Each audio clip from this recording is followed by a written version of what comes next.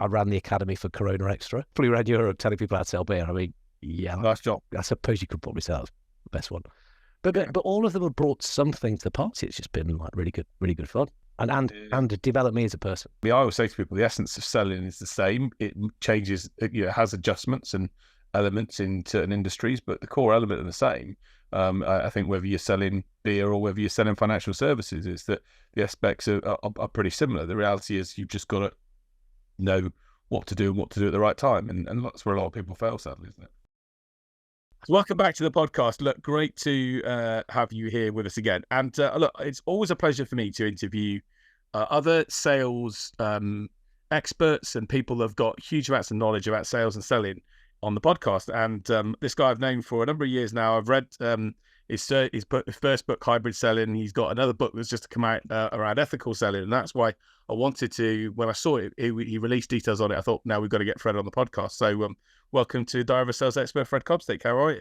Yeah, no, very well, thanks, James. Thank you for inviting me on. No worries at all. Well, I got to meet you a number of years ago when through Shift Success, I think it was, wasn't it? I think through when we got to meet through Alex Seary. But then I saw your hybrid selling book was your first one, and you're about to move on to book number 3. You'll be like close up to Jeb Blank soon. Hybrid second, actually, mate. Second. But they came out so closely. Okay. I wrote first one 2020. We're selling through partnering skills, which should have been called collaborative selling with hindsight. And then, well, that's 2020, wasn't it? We all know what happened. I kind of looked at what was going on and what pandemic had caused, and some of the changes were going to happen. So, like, kind of, lockdown, watched all the stuff on Netflix, same as everyone else. I thought, look, you use the time more constructively, picked up on some of these changes, did that, and then, you're right, on to book 3 now. Which is brilliant. Look, we'll come on to talk about that in a bit, but just to give people a bit of background, tell those who don't know you, tell everyone a bit about your history and your background. And obviously, you like me in sales, you love sales, you got a passion for it for a number of years. Tell everyone a bit about your background and how you got to where you are today. Yeah, well, I mean, I've been involved in sales training for 24 years. In that time, it's been a blessing. I've been around the world. I've figured it out 14 times. I've worked in 36 countries. It's about to be 37 next week. Worked with 10,000 salespeople, and look, it's doing that has allowed me to see what all the challenges that salespeople do have. What are the things that we need to do to help them get better, and that's what drove me to write that first book, and then the second and third. So I've been doing that for quite a long time, and sort of plenty of different industries, and I say different geographies and stuff, doing all that. And where's the next country that on the list then? Just so we're keen to know if you've done 36, where's number 37? It's South Africa.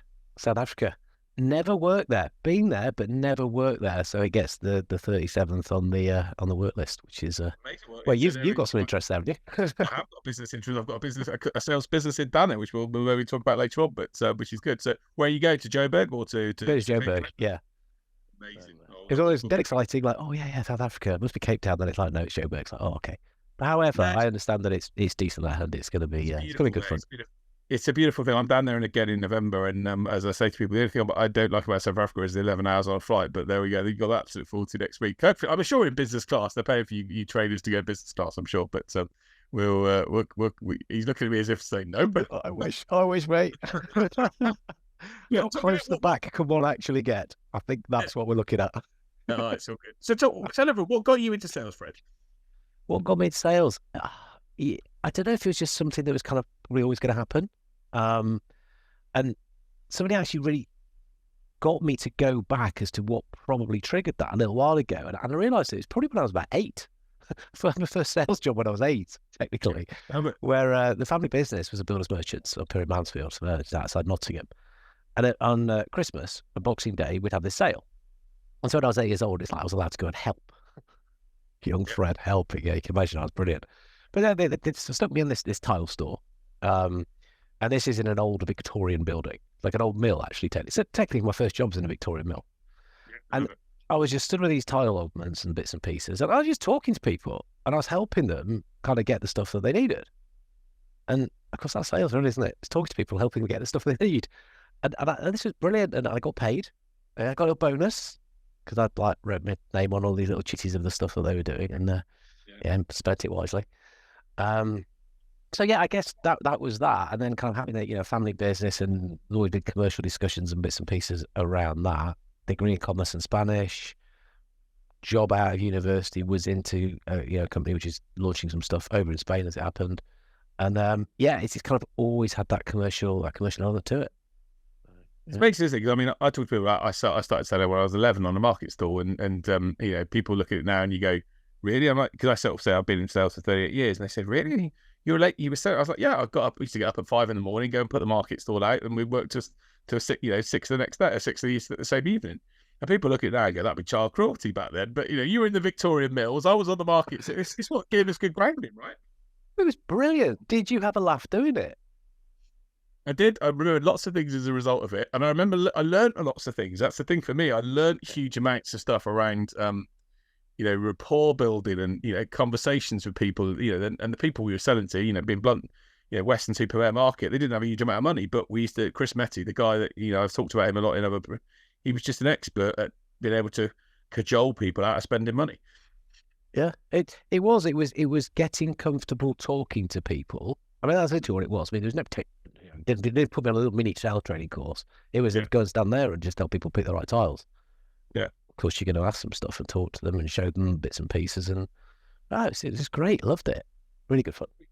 You mentioned about the fact that you were asking them stuff. That's the problem that a lot of people, forget about selling, isn't it? It's about asking them. You've got to ask the right questions to find out where people, what people want and where they're really at. And half the time, too many salespeople use their mouth rather than their ears, don't they? That's it. But how could I have then just gone and said, right, you need those? It wouldn't have made any sense. To an 8-year-old, I certainly didn't. So it's like, talk to them. I wouldn't say they were particularly brilliant questions, but they were questions to help them understand what they're looking for and get in the box and put the bits in, and off we go. Yeah. Makes a big difference. And look, she obviously started as an 8-year-old, but as you built your career and you went into other commercial roles, what was your, as your career path before you became a sales trader? What was your favorite job from a sales perspective? That's a really tough one, because I think I've been very lucky and I've not done a job I've hated. Yeah.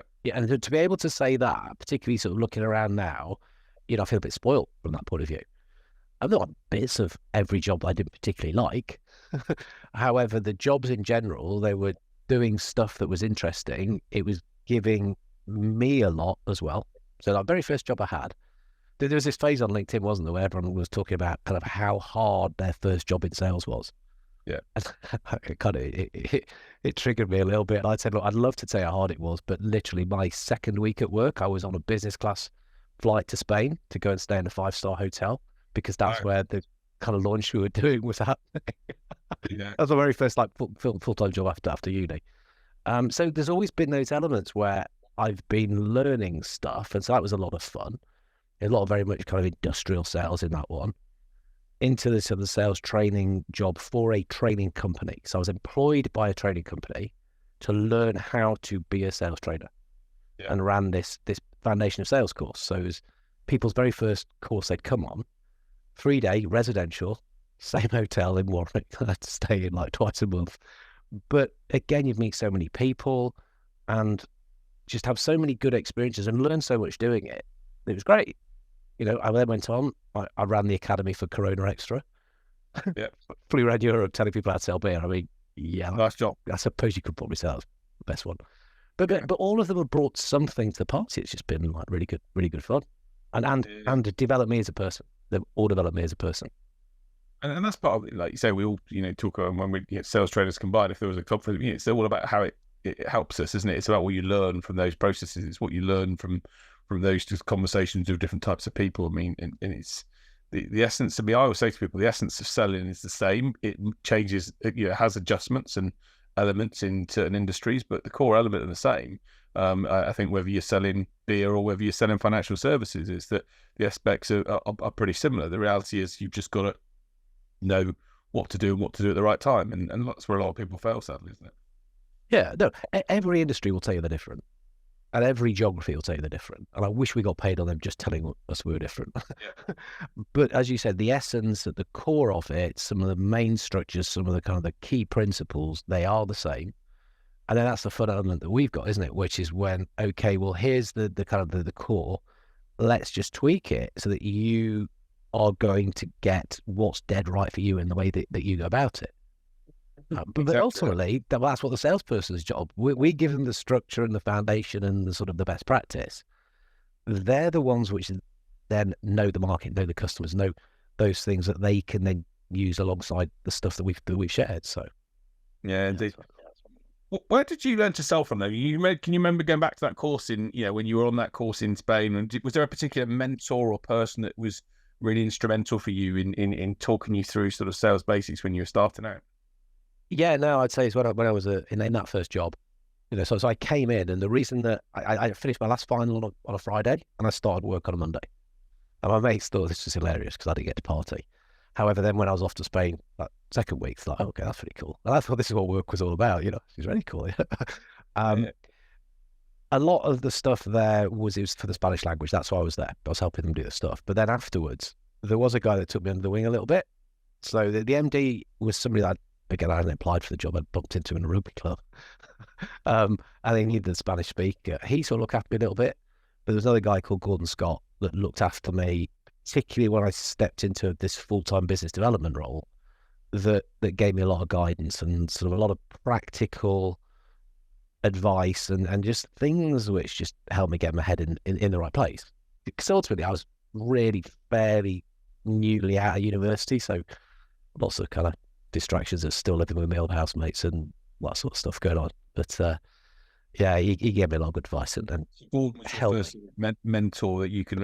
Is there any in particular that Gordon talked to you about at that time, or taught you that you can think back and think, yeah, I remember that those type of conversations?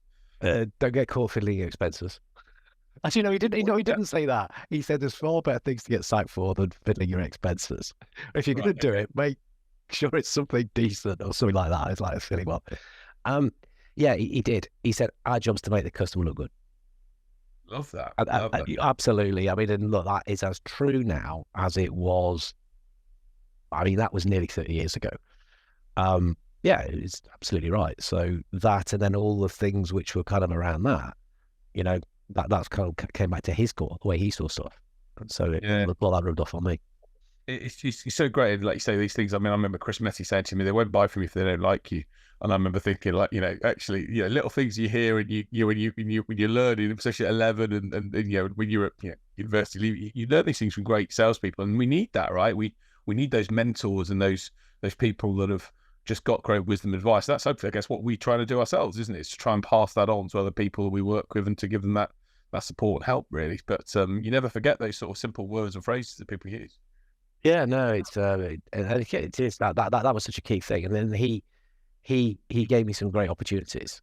When there was a job in particular which most people thought was going to go to somebody else, and he sort of took a bit of a punt on me because he thought I would be the best person for it ultimately, maybe just slightly early. But by giving me that and showing that trust in me, I then repaid that and kind of started getting a bit more serious about life, I guess. Yeah, and as you then went through different careers, and you've obviously sold into different areas. What are the things that you've learned? Is there common, again, just to share for those that are listening on the podcast, that are common themes that you shared from selling training, from selling beer, from selling now you work with a lot of manufacturing and engineering companies. What are some of those common themes that you've sort of kept and said, right, they're the same principles all the way through? I mean, there are subs as basic as ask before tell. We can go back to that in many cases, and that can be sort of simplish point of view. If you're doing 10 calls a day, going around selling beer, doing a bunch of different pubs, you still want to kick off the conversation, asking about them to work out what it is you're going to say next. If you're selling, I mean, I'm working with people selling wind farms at the moment. There's lots of zeros on a wind farm. Again, it's the understanding of many, many, many people in the decision-making unit, what they're all trying to achieve, perhaps some of the drivers and things which are affecting them, but ultimately having conversations to establish where that value's at and what is they're trying to achieve and what's going to make them look good. So it boils down to that, basically, I'd say. It's great insights, and I think it goes a lot to what I say about the great Stephen Covey quote, seek first to understand to then be understood. If you don't, for most, fortunately, a lot of people unfortunately go into pitching mode. They go into mode of, I've got to tell, I've got to talk, I've got to pitch, I've got to outline my solution before they've even understood the customer, they've understood the prospect and what's driving them, or what's driving their agenda. And if I could wave my magic wand on so many people I train, it would be like, just forget about you, forget about what you do. No one's interested. The buyer's not interested. They just care about themselves and they're having a conversation with you because they think you could do something for them. Your job's to find that out. Yeah. Well, salespeople are sense makers. That's kind of how I will position that now, and we concentrate on problems, not products. Yeah. Yet so many people will still talk about product.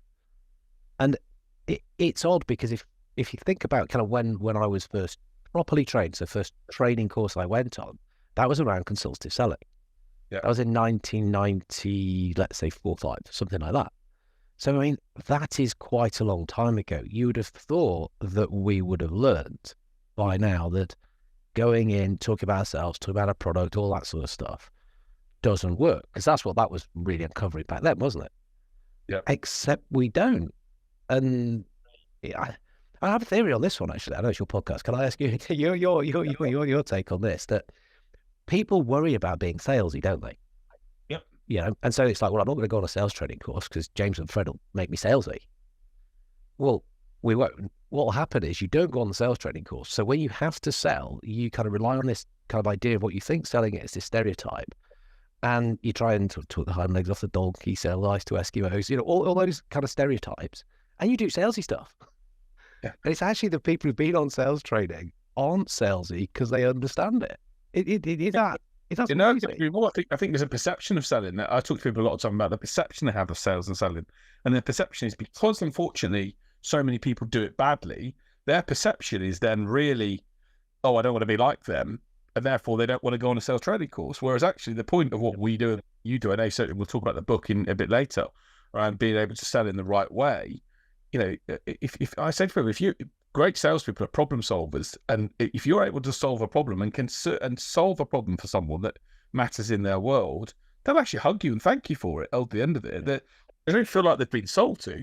What they don't want to do, however, is you pitch them, and this is where I think a lot of people go wrong, and they end up, people pitching stuff to people that's not relevant, or they start. I had a guy reach out to me yesterday. I'm going to share it on LinkedIn, I think, because he reached out to me, the classic LinkedIn connection request, which is then I accepted, and I thought, well, if I accept you as a coach, actually, I'll share it. Actually, was a coach for a guy called Andrew, who's an action coach, and I thought, okay, well, I'll share it just in case there's a connection in business.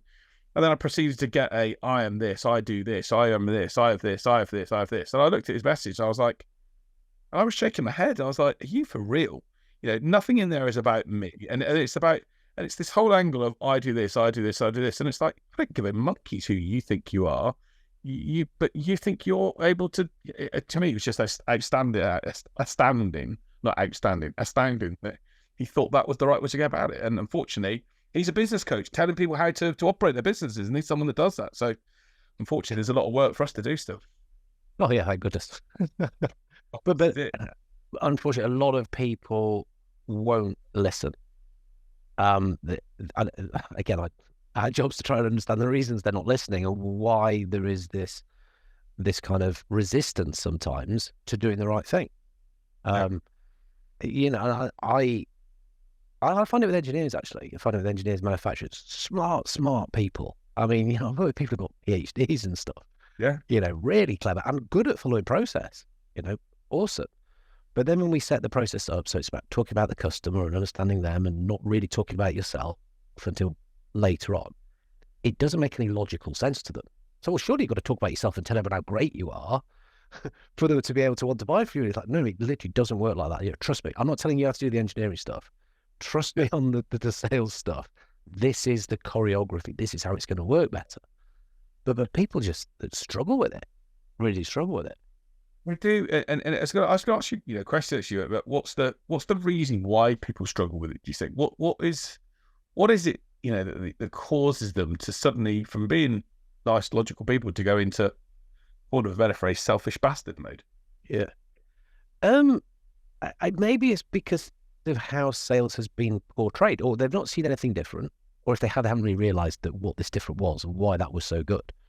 They're not seeing anything different. We have all the Wolf of Wall Street type stuff, which is glamorizing that kind of behavior. And so that's what salespeople do. I need to eat. I need to go into sales mode. So I am going to do that because that's what it is. And haven't taken the time to sort of listen to people who know what they're talking about and read something about it. Just go into it a little bit because they don't want to be that person, which they end up being. I think that's probably the main reason. And that some sales is a little bit counterintuitive.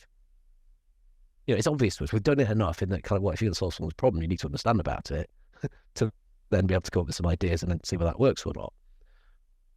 But to many, it will be, well, no, if I'm trying to sell something, I need to know about it. I guess. Well, that's kind of how I deal with it at the moment. It's a weird one. I think it's, I actually also put it down to selfishness, unfortunately. We know inherently salespeople are quite selfish. They want, commission, they want to earn, they want to do things.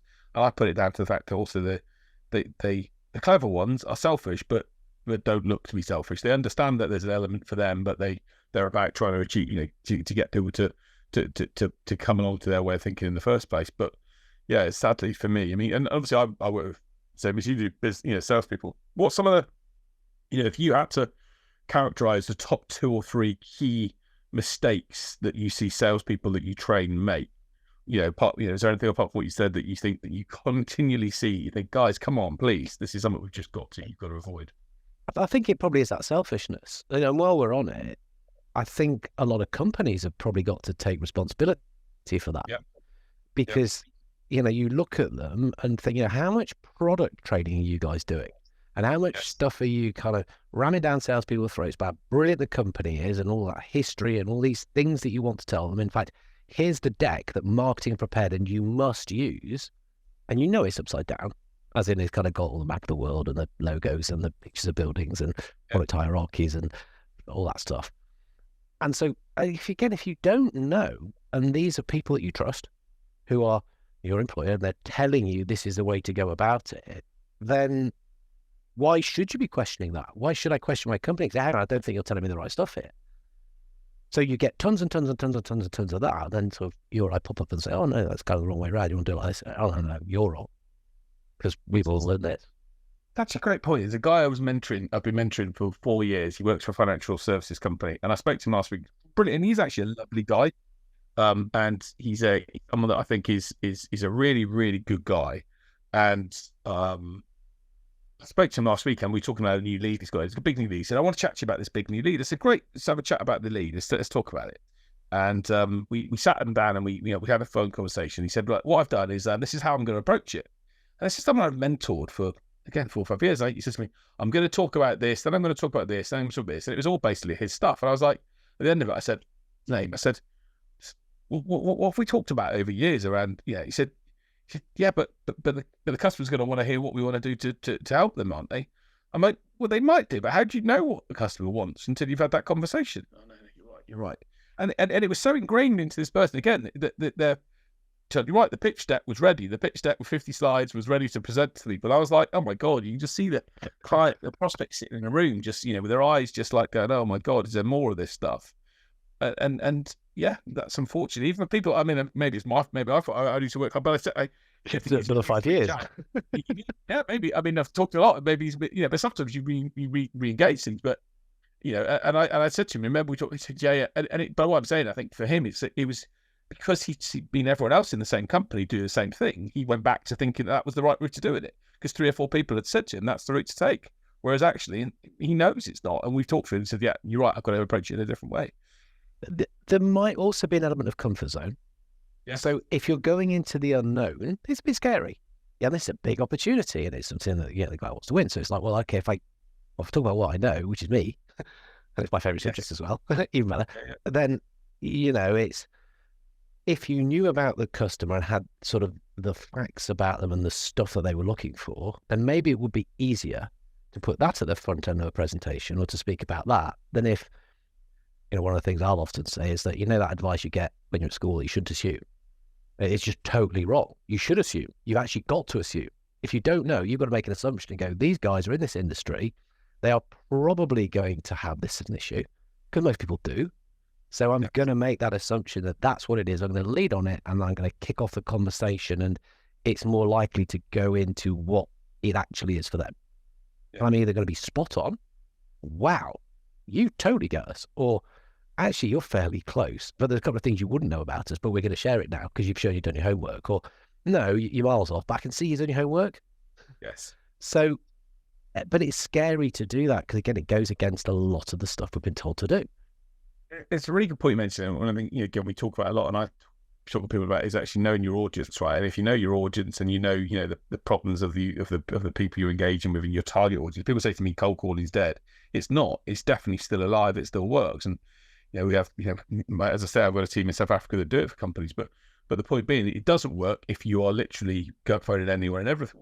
But when you know an audience, and when you know a certain group of people who specifically have a problem in an area because all the other people that you're working with have that same problem, and you then go to them with some curiosity and intrigue to talk about a solution, people are still interested. And it's having that ability to be interested in them, and to, like you say, to show your knowledge of their space and your knowledge of their world that makes them think, wow, this person's done their homework, right? And I'm not just another notch on the bedpost. They've looked at me. But people are trained in product, not problem. Go back to that. Yeah. And they'll get product training every year. And they might get sales training every now and again. The sales training, let's class the sales training as problem training.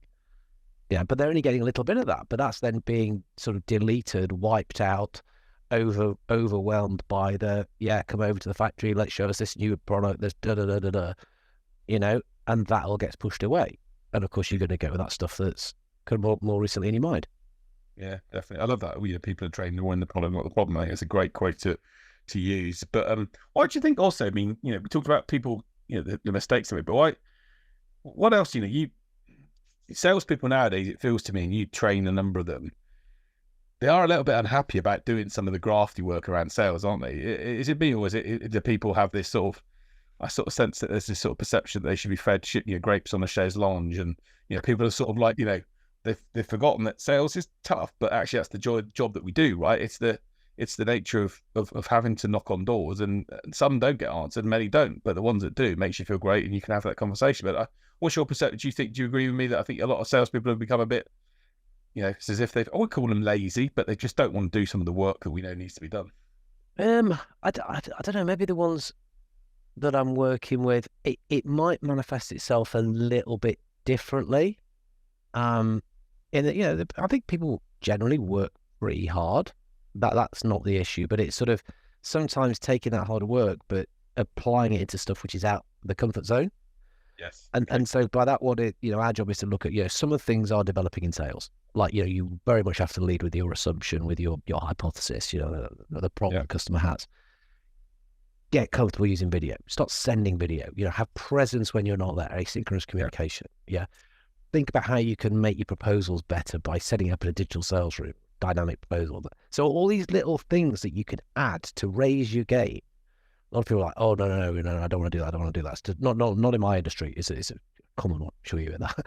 It's like, well, no, literally every industry, because this will work because it's designed to make what you're doing better for the person at the other end. That's what it's there for. And so why would you not want to do that? Oh, because it's slightly tougher, or it's newer, or whatever. Once you do it, then it'll become normal. I see that, if that's a similar or a kind of slightly different flavour of what it is that you're... No, and I think it's a fair point. And I did some...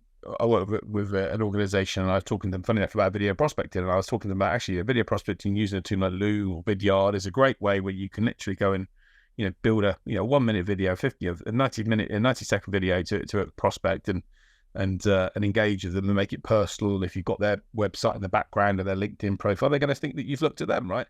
And one of the guys gives me, well, that seems like hard work.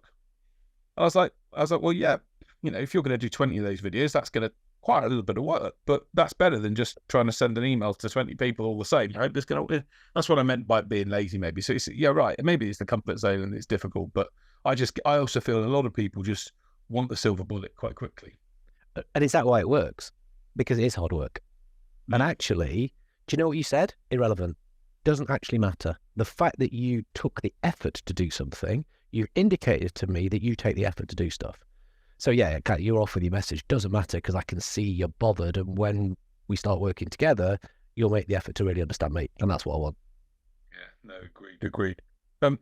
Look, when you think you'd be at skills, you talk about the idea of developing and being in tune with the customer, being ahead of the game. What other critical skills are you sharing with the people that you work with right now that you think, especially in complex sales environments, that you share with the team people you work with to put them ahead of the game?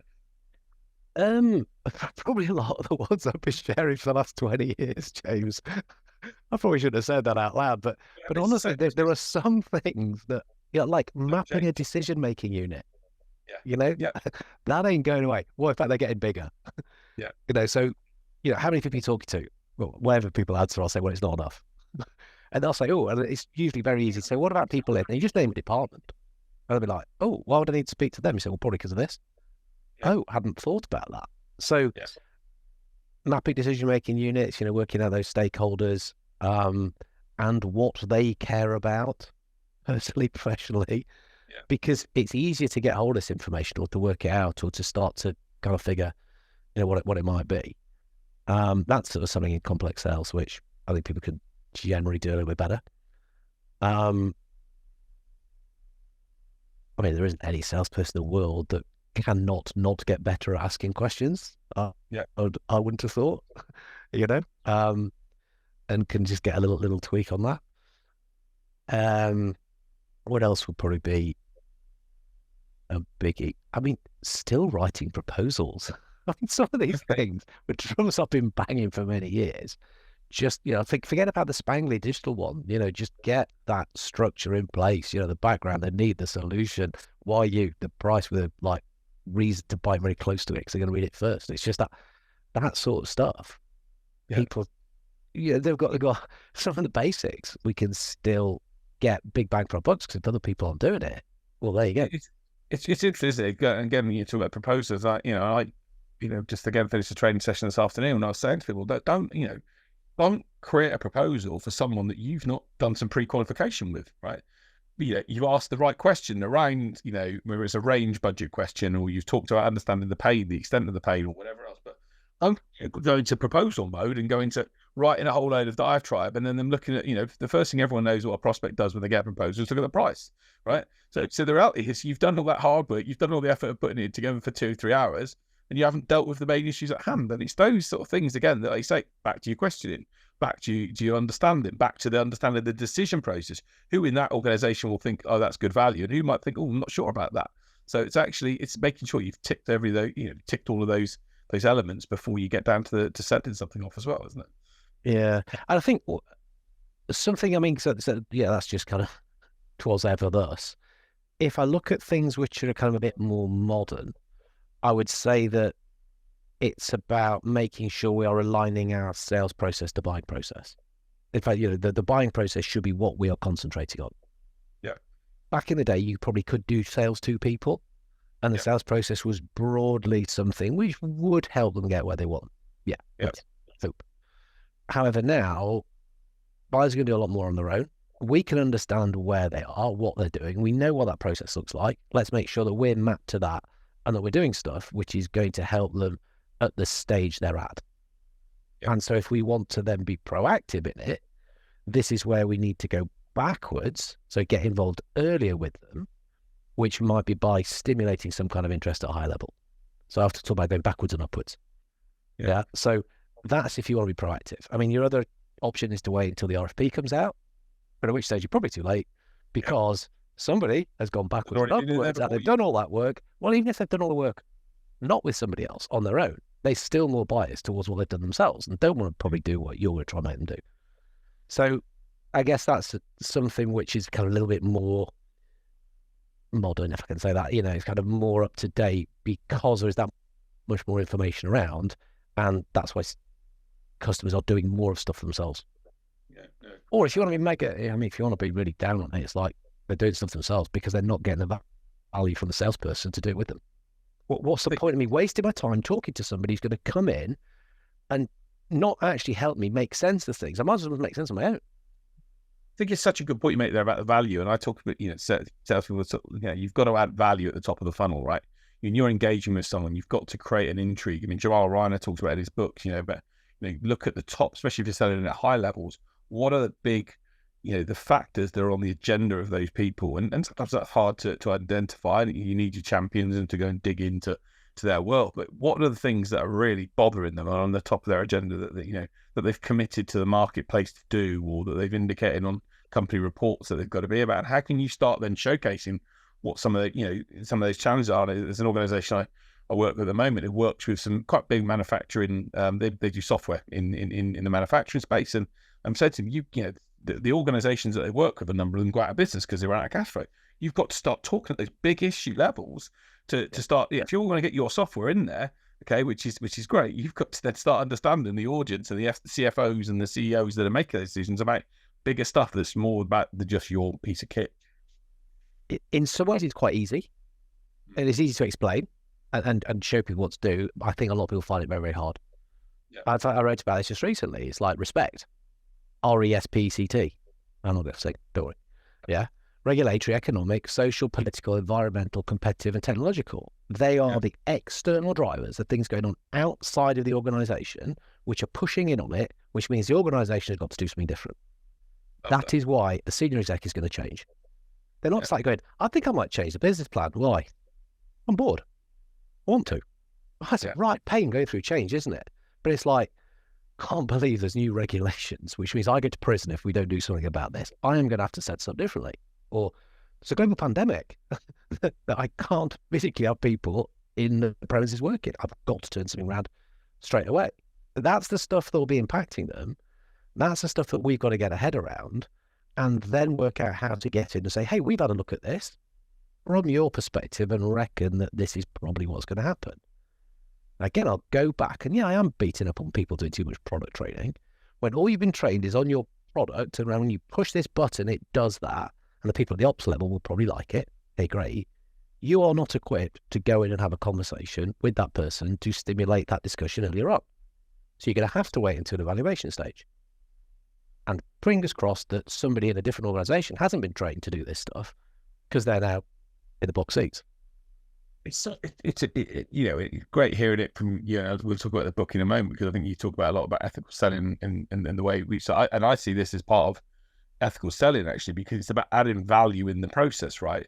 It's about going into, it's like going into, it's like being in Henry Ford's case and saying, I know all about horses. Well, great, you might know all about horses, but the reality is you need to know about cars, because the cars are the future.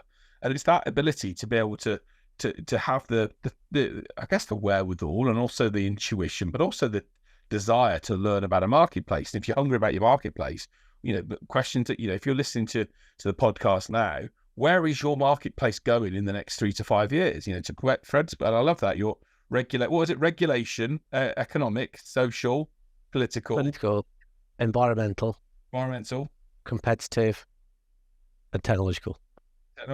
So where, great point from Fred. That'll definitely be something we'll talk about. Where in your client's world, what are those elements of respect that are going to affect that client in the next 1 to 2 years? Where is their world going to change? If they're in whatever they're doing, how is that going to affect that? But you go in with an insight that says, I can think this is going to happen. We've done some research that says this is going to change. The political landscape is going to change. The technological landscape is going to change. Be aware of that, Mr. or Mrs. CEO. That's going to put you into a different dimension ahead of other salespeople, right? Yeah. And again, go back to what we're saying. It's like, yes, and I was aware of that, but you're aware of this too. Interesting. Kind of person I can hang out with. Hey, Mr. CEO, we've got a new shiny blue button on our...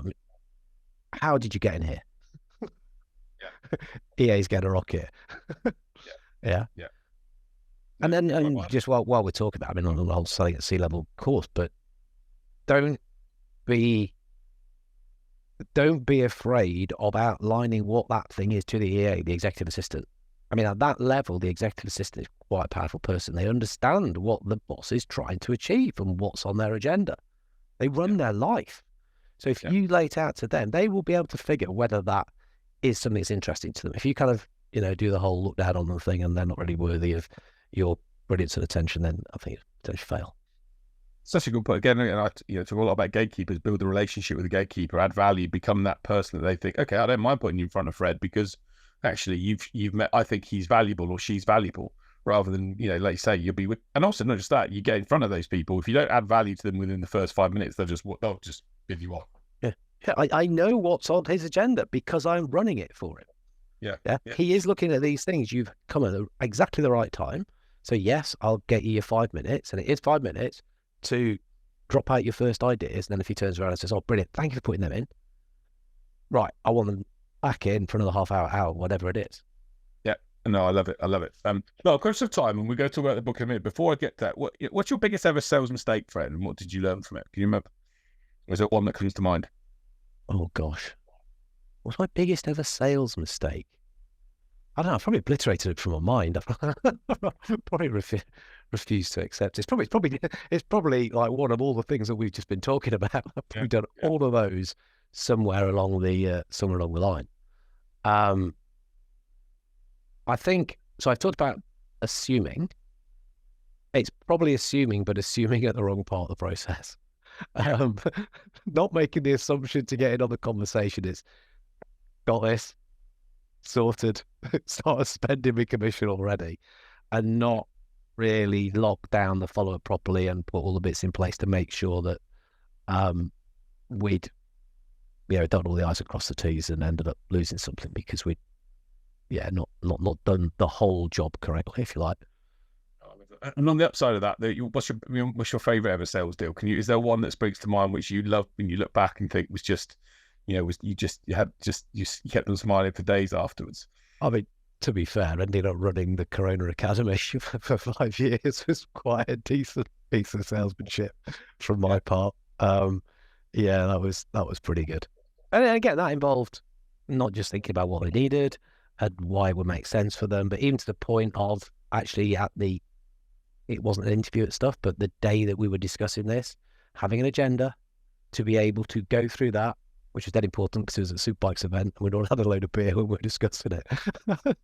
so I needed a thing to keep on track of what we were supposed to be doing. But that's a pretty big deal because that was like 5 years of my life and kind of huge elements of experience as a result of it. Yeah, and I always wonder whether their beer sales have suffered since 2020 after, no wonder they got it moved to be called COVID rather than the coronavirus quite quickly, because there was that video of someone in America, wasn't it, that was saying, "I don't drink this Corona because it creates problems." So, I don't know whether that was kind of, I wasn't working with them anymore by then, but I can imagine it was a bit of a tricky one for them.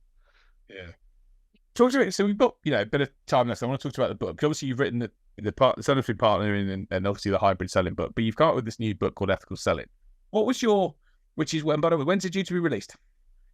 It should be out November 24th. So fantastic. We are imminent. Okay. What prompted you to what was the driver behind, and what was the driver behind creating the book, and what made this such a key sort of subject for you? Yeah. So, I mean, it's for me looking at where sales is going, and that's what we've been talking about, isn't it? We've been talking about kind of these evolutions, this sort of kind of where sales is progressing for the people who are kind of bang on top of it and doing the stuff that customers need and want. It's a natural progression from this collaborative approach into the sort of the hybrid, which is about being accomplished and having lots of different skills and tools to strings to your bow. But this ethical approach, which is kind of about doing the stuff which customers want and doing it in a decent way, it just seemed to be that natural way that we're going. People were talking about it. Yeah, a lot of people, some people I've got a lot of time for, were talking about it. But what I've seen happen is when people talk about it, is that they'll tend to go off down the route of the principles, the values, the philosophies. They'll go off up into the ether and don't actually say anything which is going to help somebody do it. And people kind of look at it and go, well, okay, yeah, I sort of get what you're saying, but you've not actually helped me go to do my job tomorrow morning in an ethical way. So I took it the other way and said, okay, well, look, there are codes, there are principles, let's call them these broadly based on what work other people have done. I took Seller's Code that Mark Skowki and Patrick McCusick has been working on. So look, let's take that as pretty much what we're saying. But then let's take the model as to how you can actually do that. Yeah, so one element of it is empathetic communication. Okay, what does that actually mean? So let's have a look at what is empathy. Let's have a look at EQ. Understand that. Let's have a look at questioning. questioning skills. How would you ask good questions to be able to do that? And how do you listen? So I've gone kind of tactical with it in a way that people can then apply this, that what they're doing is selling in this ethical way. So I'm just making sure that all the skills, tools, techniques and stuff I'm talking about within the ethical model kind of align with the codes, the principles and stuff. So I've talked a little bit around that, but most of it is around the stuff that you or I would be training day to day, because that's how you can then do stuff which is going to benefit customer, company, and your conscience. And basically, they're the three reasons why we should be doing it. I can't think of any more, actually. That's win-win-win. I mean, we talk about win-win in sales forever. Company conscience, customer, company conscience. I mean, like, yeah, covering all bases. It's great, and I've been talking about I was talking about 3 ways to sell for a long time, and I've talked about the idea that you've got this method I call. Apologies if you're listening to the podcast and you got kids listening, and turn the volume down for a second, Michael. And there's 3 ways of fuck 'em and duck 'em, which is fuck 'em, I'm going to sell them what I want and duck the shit that comes my way. And then you've got deliver and disappoint, which is you meant well, but you then basically disappoint in the delivery. What I call transform and tribe, where you literally, you've transformed their world from where they were to where they are, and you've built a tribe of people that will just sell for you. And it's funny because, the world has changed from this sort of element of, fuck 'em and duck 'em where, which was like, don't worry, the online world doesn't exist and I can sell what I want and no one will know about it, through to this element. Whereas now I have to be really, really, my reputation precedes me and what I do and how I do it. And I'll be honest with you, I've seen, clients, and people lost clients and won clients over time and, and being in business. But, I always sort of, say to people now, if I always look at it and go, I may sometimes, and, nature, it does happen. You sometimes deliver and disappoint. That happens. But I'd hate to be one of those people that's seen as being one of those sort of, those first salespeople of stuff that I'm just going to sell it and get my commission check and be done with it. And I hope that your book and other books like this can start to showcase people like that up and to, because it makes us look bad as salespeople, doesn't it? That's the thing for me. Those type of people that operate in that way give salespeople in general a bad name. It does. However, this isn't just about doing stuff for good for the sake of being good. It's about the stuff that works. When you look at the stuff that kind of, when you go through the model and kind of those 7 elements of it, the bits I pulled out, it's like, that's just best practice anyway. Yeah. And you're doing it because, well, customers demanding it. And then from a very simple point of view, think about it. Look at all the compliance that you've got to jump through if you're selling to a big company. Yeah. I mean, how many policies do you have to demonstrate to them, like your slavery policy and the ESG and all that good stuff? Yeah. Or if they haven't got that, well, people don't want to talk to dicks. So they basically won't be talking to you. So you need to adopt this way of working. And the sooner you can do that and get better at it, the better for you. If you can position yourself as a bit like this. But ultimately, we're all going to get around to doing it. I think the customers will walk with their feet and they will demand that this is the way that people go about stuff. So look, you can get on board early, or you can kick and scream and not do it, which is a very odd decision to make, I'd say. So yeah, that's kind of why I've gone that route, but made it as tactical and as kind of, these are the things that you actually do, so that people can apply that straight away. And just a question for you in that, and how big part of the book have you talked about people's purpose? Because one of the things I talk about is duty and purpose, right? And if your duty and purpose is to just make money, you'll get found out. Whereas if your duty and purpose is to make a difference in someone else's world and really transform and help them, then you've got a far greater chance of doing it in that way. How much do you cover that in is that an area that you think is relevant? I did a little bit. So the sort of first couple of chapters, I talked about the benefits of it. Yeah, but then when these are the reasons that you won't do it, and now these are the reasons I'm going to call out them as bullshit. Yeah. And as part of that, I did the kind of the alignment to values exercise. I'll put that in as it has in an appendix, but I mentioned it about being aligned because then actually you're going to live a happier life anyway. Yes. Because you're not like fighting against yourself. So if you want to be selfish about this and forget your company and forget your customers, but basically just do stuff that you're going to be more comfortable with, then it makes sense from that point of view as anyway. It's just as a side effect, everyone else will be happy too. So I touched on that, the value exercise where you can like kind of look for the values and circle them and go through the stuff and go, right, is what you're doing aligning with that? Because if not, it will be tricky. You'll always be fighting against that. So that's the sort of the setup piece before then we get into the 7 parts of the ethical model. Yeah, amazing. Love it. And obviously, you're excited by the book's your third one. I mean, so how many more in the trilogy? You looking for five? Or is this? Come on, how many? I'm not joking around. J.K. Rowling, basically? No, no, no. I think this is it. I've got a bit of fascination with threes. Come along to any of our webinars. Everything's in threes.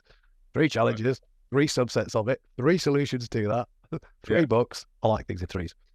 So I think, oh, look, never say never and all that, but I think this will be it because there's so much to come with it, and I'm really want this to kickstart stuff which people can then get behind and can share and can kind of get out and make a difference. Yeah, love it. And who is it aimed at specifically? If you're listening to this right now, if there is someone's listening, and we've got people that listen, engineers and business owners, and who is it you say it's specifically aimed at? Is there a group of people you think this is perfect for them? It's B2B sales. It's B2B sales. Yes, I tend to write and think for engineers, manufacturers, people in that world. However, by doing this, I've had to kind of come back out of that a little bit and think a bit broader. So I mean, if you're in SaaS, if you're in tech, IT, finance, is anything that's selling to companies. And the only reason that I would say that and not B2C is because of the tools and the techniques that we talk about. So like, kind of mapping decision-making units and kind of how you're going to ask questions based on a business hypothesis and all these things.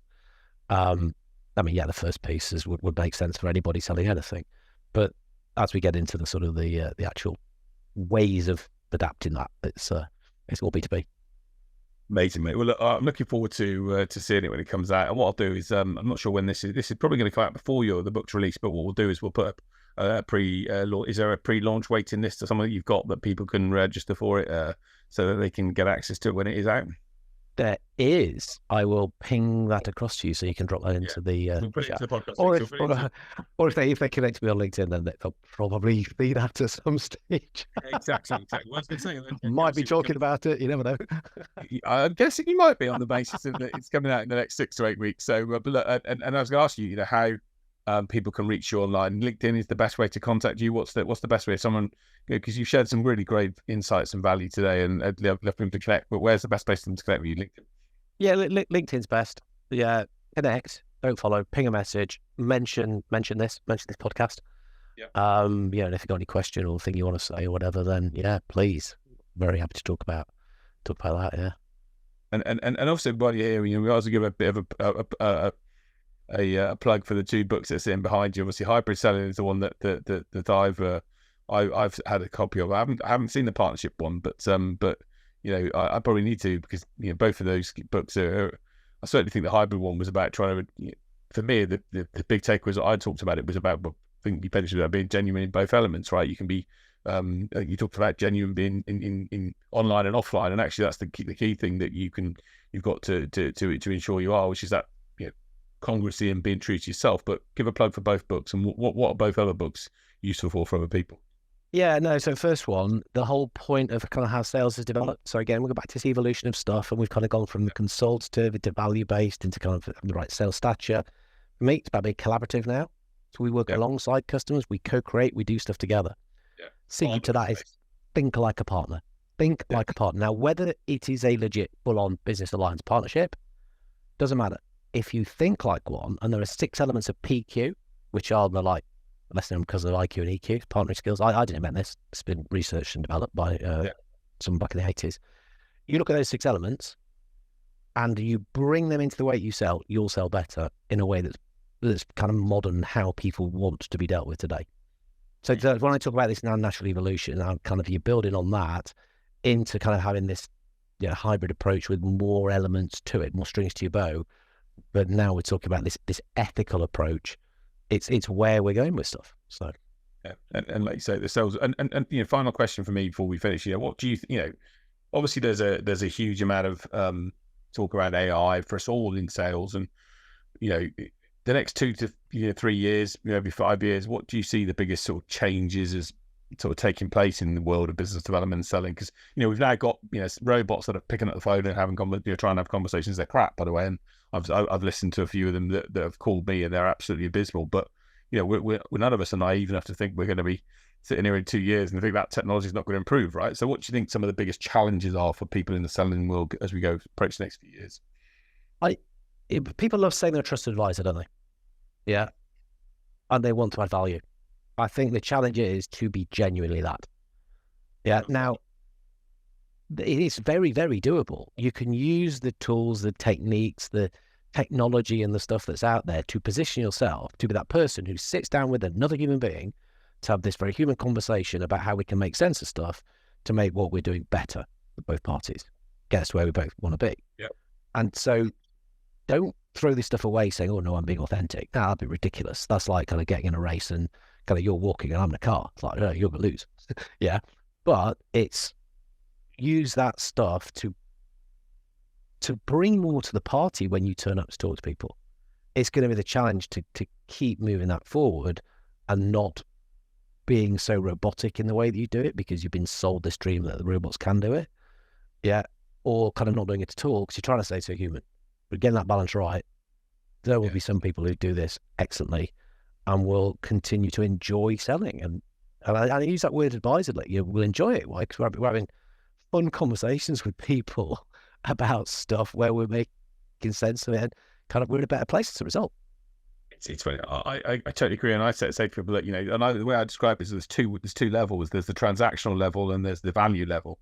And, the robots will take over the transactional stuff because the reality is they're better at it doing all those transactional. But if you focus on value add, if you be like you say, that coach, that advisor, that consultant, that stuff that, all right, the robots might get there in 20 years time. I'll probably be dead. We never know by that point. But the point is, it's going to take an awful long time.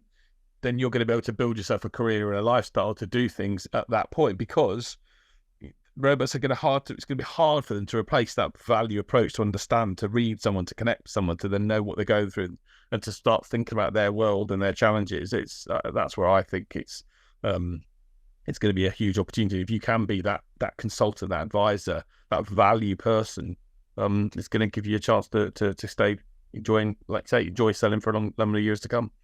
Yeah, sure. But look, love it, mate. Thank you so much for your time today. It's been really great to meet with you and chat with you. And look, as I say, what we'll do is I'll put a link to the book over the course of the next couple of weeks when this comes out. And I hope people can definitely connect with Fred. He's shared some really great insights on LinkedIn. Definitely I liked your film thing the other week, but you were like, this is where I was a film extra and it was hard sitting on a pillow on a towel on a beach. I mean, there you go. I love. Great, but that, again, it just shows you those sort of insights, right? That particular post got a bit of traction. Like people liked it. It's a bit of fun, and people love the fact that you then showcase it and link it to sales and selling, which is great. Yeah, no, it was good fun. We've got to have a bit of fun. It's a funny old platform at the moment, so yeah, a bit of silliness every now and again. So there's no harm. Exactly. Look, thank you so much. Your book's out on the 24th of November. Connect with Fred on LinkedIn. Drop him, as I say, a connection request, and I'm sure you find out more about the book and some of the other ideas. So many great things you talked about. I love the idea of people are trained in products, not the problem, and then the idea of this respect angle, which I think is a brilliant one, which I may well use in the next couple of weeks on my own socials and link you to it. So I think they're great. They're great exactly points to be ahead of the game, to stay ahead, which is great. So thank you, mate. Really appreciate it. Great to see you and to have a chance to chat with you. And thanks for giving me time for the podcast. And as I say, hopefully I'm sure people have enjoyed it and taken loads from it. Yeah, cheers, mate. Thanks for inviting me. Right, so there we have. That was Fred Copestake, a brilliant guide. So much insight there, some absolute nuggets of gold in that he's shared there. Definitely love those two, and we'll be talking about those, I'm sure, in weeks to come. Be referencing Fred and his insights. But look, get his book when it comes out on the 24th of November. You'll enjoy it, I'm sure. Ethical Selling, selling in the right way. But that's it for this week's podcast. Hope you've enjoyed it. If you have, please like, subscribe, tell other people about it. Let's get more people selling in the right way, doing great business in a way that feels genuine and right, and let's ensure we get more people the results they want to lead the best lives. So until next week, I'll see you then. Take care. Bye-bye.